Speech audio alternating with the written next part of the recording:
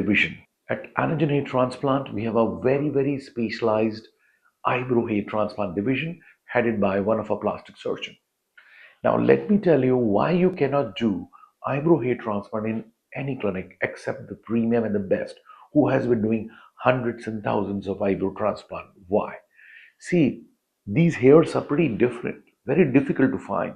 Maybe somewhere in the body or nape of the neck or near this. The texture has to match. Because if the texture doesn't match, it will look very bad. Number one. Number two, these hairs, when you put it here, they grow very fast, and eyebrow hairs don't grow very fast. That's why for a women or anybody, if they have a straight hair anywhere in the body, it's preferred because they won't grow as fast. If not, then of course we have to use nape of the neck hair because these hairs do not grow too fast. Point number three. See, this direction of the eyebrow hairs are straight, then they turn, then they turn, then they turn this side. And then there is a crisscrossing.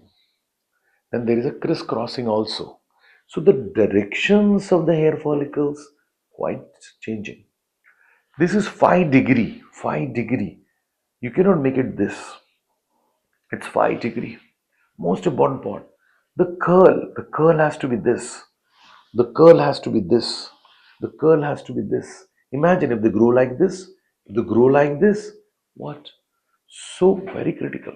Then the hair, so what we have to do is take the right hair. Then there's a tissue around the hair. We have to remove it. We have to trim it. It should be very slender and naked. Then otherwise at the base you will see raised structure called cobblestoning. We should not go too down. Then you see pitting over here. Okay, so you cannot keep removing those hairs if they are wrong always, right? So the direction, the curls, the angles has to be very flat and they have to be perfectly aligned. So it's a very specialized job. It takes one full day just to put some grafts. Okay, it takes a big team to do every step separately. First, a designer comes as per your face shape, age, skin type. He or she designs your eyebrow. So they give us the complete blueprint with beautiful design. We show it to you, you are acceptable. Before that, we go to the net and search different designs as per your ethnicity or as per your face shape. Now the designer creates a design and a boundary for us. Then the surgeon make the correct slits as per the blueprint given. So the angle, the direction, the curve, and trimming of the grafts is very critical. The device used to make slits is very critical. Handling of the grafts is critical. We cannot afford to damage the stem cells. We cannot let the graft dry.